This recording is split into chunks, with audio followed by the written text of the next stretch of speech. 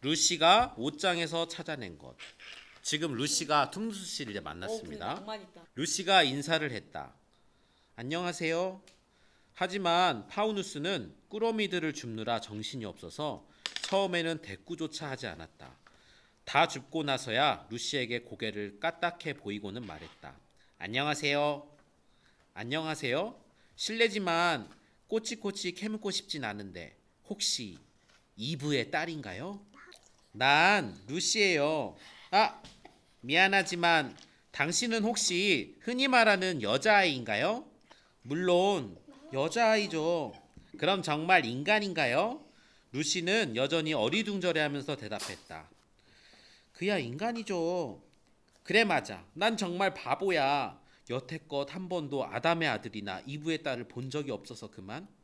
반가워요. 그러니까 파우누스는 아무 생각 없이 말을 꺼냈다가 아차 싶은 듯 말을 멈추더니 곧 다시 입을 열었다. 아 정말 반갑습니다. 내 소개를 해도 될까요? 나는 툼누스입니다. 만나서 반가워요 툼누스 씨. 이브의 딸 루시양 뭐 좀 물어봐도 될까요? 어떻게 나니아에 왔죠? 나니아요? 그게 뭔데요? 여기가 나니아입니다. 지금 우리가 있는 곳이죠. 저 가로등이 있는 곳에서부터 동쪽 바다의 거대한 케어페럽의 성까지가 모두 나니아 땅이죠. 그런데 당신은 서쪽 깊은 숲에서 왔나요? 난 빈방의 옷장을 통해 들어왔어요.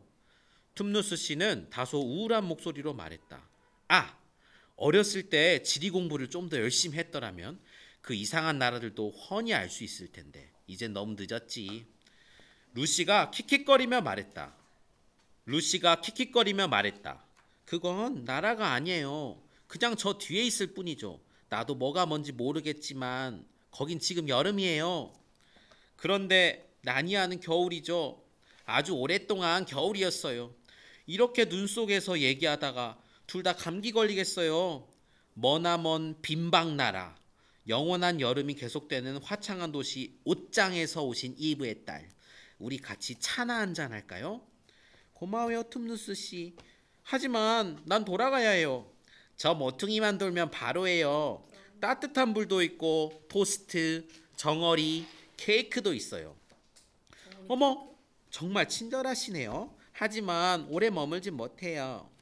이브의 딸, 팔짱을 끼면 둘 다 우산을 쓸 수 있어요. 저 길이에요. 자, 이제 가죠. 루시는 이 이상한 창조물과 평소에 잘 알고 지내던 사이처럼 팔짱을 끼고 숲속을 들어갔다. 둘은 얼마 안 가서 땅이 울퉁불퉁하고 곳곳에 바위가 널려 있으며 작은 언덕들이 들쭉날쭉한 곳에 다다랐다. 한 조그마한 골짜기 밑에 이르러 툼누스 씨는 유난히 커다란 바위 속으로 똑바로 걸어 들어가려는 듯 갑자기 옆으로 방향을 틀었다. 그러나 마지막 순간에 루시는 툼누스 씨가 자신을 동굴 입구로 이끄는 걸 알아차렸다. 루시는 동굴 안으로 들어서자마자 장작 불빛 때문에 눈을 깜빡거렸다. 툼누스 씨는 허리를 구부려 깨끗하고 작은 부젓가락으로 불 속에서 타고 있는 장작개비를 꺼내 등잔에 불을 붙였다. 툼누스 씨는 곧장 주전자를 불 위에 올려놓으며 말했다. 금방 될 거예요. 루시는 이렇게 멋진 곳은 처음이었다. 그곳은 보송보송하고 깨끗하고 아담한 분위기에 불그스레한 바위 동굴이었다. 바닥에는 양탄자가 깔려있고 작은 의자 두 개에 툼누스 씨가 하나는 내 의자고 하나는 친구가 앉을 의자지요 하고 말했다. 식탁과 찬장이 하나씩 있었다. 벽난로 선반 위에는 턱수염이 희끗희끗한 늙은 파우누스 그림이 놓여져 있었다. 한쪽 구석에는 틀림없이 툼누스 씨의 침실로 이어질 것 같은 문이 있고 한쪽 벽에는 책이 빽빽이 꽂힌 책장이 있었다. 루시는 툼누스 씨가 차를 준비하는 동안 책을 구경했다. 파우누스가 말했다. 다 됐어요 이브의 딸. 차 맛은 기가 막혔다. 알맞게 익은 달걀 반숙이 하나씩 놓였고 정어리와 버터를 바른 토스트, 꿀을 바른 토스트와 설탕을 살짝 끼얹은 케이크가 차례로 나왔다. 루시가 실컷 먹고 나자 파우누스가 이야기를 시작했다. 파우누스는 숲속 생활에 관한 신비로운 이야기들을 잘 알고 있었다. 한밤중에 춤잔치, 물의 요정 나이아스들과 나무의 요정 드리아스들이 어떻게 밖으로 나와 파우누스들과 함께 춤을 추는지 말해주었다. 또 잡은 사람의 소원을 다 들어준다는 우윳빛에 숫사슴을 쫓는 긴 사냥 파티 얘기, 땅속의 동굴이며 깊은 광산에서 성미급한 빨간 난장이들과 함께 보물찾기도 하고 잔치를 벌인 이야기도 들려주었다. 숲이 초록으로 물드는 여름이면 늙은 실레노스가 살찐 당나귀를 타고 그들을 찾아오곤 했다. 가끔씩은 바쿠스도 직접 왔다고 했다. 그러면 시내에 물 대신 포도주가 흐르고 온 숲이 몇 주일 내내 흥청망청 축제를 즐겼다. 그러면서 툼누스 씨는 우울하게 덧붙였다. 지금은 언제나 겨울밖에 없지만요. 툼누스 씨는 기운을 내려고 찬장 위에 놓인 상자에 희한하게 생긴 작은 플루트를 꺼내 불기 시작했다. 그 플루트는 지푸라기로 만든 듯했다. 플루트 가락을 듣고 있자니 루시는 울고 웃고 춤추고 자고 싶은 마음이 한꺼번에 들었다. 루시가 퍼뜩 정신을 차렸을 때에는 벌써 몇 시간이나 흐른 뒤였다. 루시가 말했다. 툼누스 씨, 정말 미안한데요. 가락이 마음에 들긴 한데 집에 가봐야 해요. 몇 분만 있을 작정이었거든요. 파우누스는 플루트를 내려놓으면서 몹시 슬픈 듯 고개를 저었다. 하지만 이젠 소용없어요. 루시는 겁에 질려 벌떡 일어났다. 소용없다뇨? 무슨 소리예요? 당장 집으로 돌아가야 해요. 다들 내게 무슨 일이 생겼냐며 걱정한단 말이에요. 잠시 후에 루시는 다시 물었다. 톰누스 씨, 도대체 무슨 일이죠? 파우누스의 갈색 눈에는 눈물이 그렁그렁해지더니 뺨을 타고 흘러내리기 시작했던 것이다. 눈물은 금세 코를 타고 줄줄 흘러내렸다. 파우누스는 마침내 두 손으로 얼굴을 감싼 채 동굴을 떠나갈 듯 울어댔다. 루시는 몹시 마음이 아팠다. 톰누스 씨 울지 마세요. 그만 울어요. 무슨 일이에요? 어디 아파요? 톰누스 씨 뭐가 잘못됐는지 말해주세요. 그러자 파우누스는 가슴이 미어지는 듯 계속 흐느꼈다. 루시가 다가가서 두 팔로 안아주고 손수건을 건넬 때까지 울음을 그치지 않았다. 툼누스 씨는 손수건을 받아들고 계속 눈물을 훔쳐댔다. 손수건이 눈물에 다 젖어버려 더 이상 쓸 수 없게 되면 그때마다 양손으로 비틀어짰다. 그 바람에 루시가 서 있는 곳은 곧 물줄기로 축축해졌다. 루시는 툼누스 씨를 붙잡고 흔들며 귀에 대고 고함을 쳤다. 툼누스 씨, 뚝 그쳐요. 다 큰 파우누스가 울다니 부끄러운 줄 아세요? 도대체 뭐 때문에 우는 거예요? 툼누스 씨는 여전히 흐느끼며 말했다. 나는 나쁜 파우누스라서 울고 있는 거예요. 전혀 나쁜 파우누스 같지 않은데요? 내가 보기에는 아주 좋은 파우누스 같아요. 지금까지 만난 파우누스 중에서 가장 좋은 분이에요. 내 속을 안다면 그런 말을 하지 않을 거예요. 아니에요. 나는 나쁜 파우누스예요. 세상에 나보다 더 나쁜 파우누스는 없을걸요? 도대체 무슨 짓을 했는데요? 우리 아버지라면 저 벽난로 선반 위 그림 속에 있는 인물이 우리 아버지인데 절대로 이런 짓은 하지 않을 거예요. 이런 짓이라뇨? 내가 한 짓 말이에요. 하얀 마녀 밑에서 일하는 거예요. 그게 내 일이에요. 하얀 마녀가 내 주인이에요. 하얀 마녀? 그게 누군데요? 아니 몰라요? 온 나니아를 한 손에 쥐고 흔드는 여자. 바로 그 여자가 이렇게 겨울만 계속되게 만들었어요. 크리스마스도 없는 영원한 겨울을 말이에요. 세상에 생각 좀 해봐요.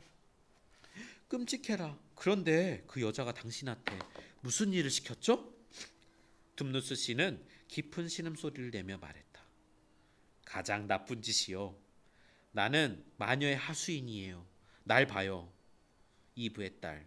숲속에서 만난 가엾고 순진한 어린애를, 나한테 해코지도 하지 않는 그 아이를 친구인 척하고 집에 초대해서 내 동굴에 데려와 잠들도록 꼬인 뒤에 하얀 마녀한테 넘겨주는 짓을 한다면 믿겠어요? 아니요. 당신은 절대 그럴 짓을 할 뿐이 아니에요. 하지만 이미 그렇게 했는걸요. 글쎄요. 루시는 다소 천천히 말을 이어나갔다. 툼누스 씨에게 솔직하게 말하고 싶었지만 너무 모지게 들리지 않았으면 해서 싶어였다. 그건 아주 나쁜 짓이에요. 하지만 이렇게 후회하고 있으니 다시는 그러지 않을 거라고 믿어요. 오, 이브의 딸, 이해하지 못하는군요. 그건 전에 있었던 일이 아니에요. 바로 지금 이 순간에 하고 있는단 말이에요. 루시는 얼굴이 하얗게 질려 소리쳤다. 그게 무슨 뜻이에요? 당신이 바로 그 아이예요. 나는 하얀 마녀한테 명령을 받았어요. 만일 아담의 아들이나 이브의 딸을 숲속에서 보면 붙잡아서 자기한테 넘기라는 거예요. 당신은 내가 처음 만난 인간이었어요. 나는 친구인 척하면서 당신에게 차를 대접하겠다고 했지요. 그러고 아까부터 당신이 잠들기만 기다렸어요. 당신이 잠들면 마녀한테 보고하려고요. 하지만 안 그럴 거죠, 툼누스 씨? 그렇죠? 진짜 그러면 안 돼요. 툼누스 씨는 다시 울음을 터뜨렸다. 그래도 마녀한테 잡히고 말 거예요. 그럼 내 꼬리랑 뿔은 싹둑 잘려버릴 테고 턱수염도 모조리 뽑히겠죠. 그리고 마녀는 마법의 지팡이로 내 아름다운 발굽을 후려칠 거고요. 형편없는 말발굽처럼 보기 싫고 딱딱해지게 말이에요. 마녀가 정말로 화가 나면 날 돌로 만들어버릴 거예요. 이 부분을 잘 기억해야 돼. 이거 읽어주세요. 이따 그래요. 그럼 난 마녀의 무시무시한 집에서 파우누스 석상이 되어 있겠지요. 케어페러벨 성에 있는 왕자 4개가 다 찰 때까지 말해요. 하지만 언제 그런 날이 올지 혹은 영원히 오지 않을지도 모르죠. 루시가 애원하다시피 말했다. 정말 미안해요, 툼누스 씨. 하지만 날 집에 보내주세요. 물론 그래야죠. 꼭 그렇게 하겠어요. 이제야 뭘 좀 알 것 같아요. 당신을 만나기 전에는 인간이 어떤 건지 전혀 몰랐어요. 이젠 당신을 알았으니 절대 마녀한테 넘겨줄 수 없어요. 자, 지금 당장 여길 떠나야 해요. 내가 가로등까지 데려다 줄게요. 거기서부터 혼자 빈방 옷장으로 돌아갈 수 있죠? 자신 있어요. 되도록 빨리 가야 해요.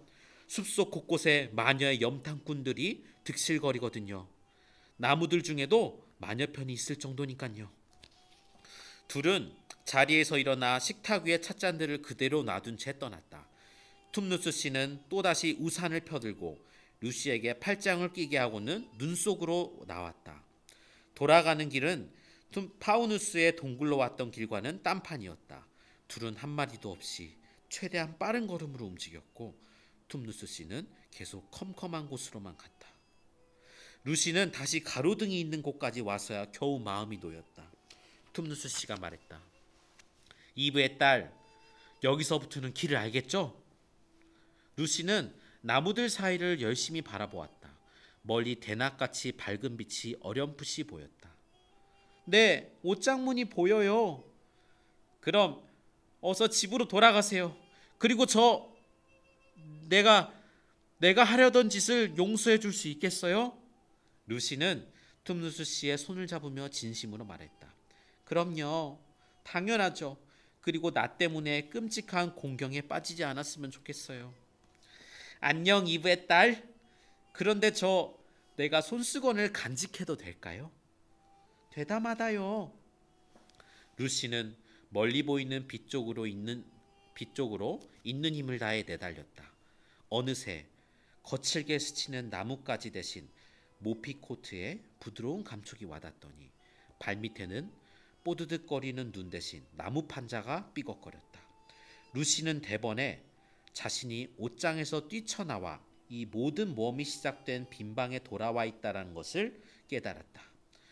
루시는 등 뒤로 옷장문을 꼭 닫고 주위를 둘러보며 숨을 헐떡거렸다. 밖에는 여전히 비가 내리고 있었고 복도 쪽에서 다른 형제들의 목소리가 들려왔다. 루시는 큰 소리로 외쳤다. 나 여기 있어. 여기 금방 돌아왔어. 나 괜찮아. 끝.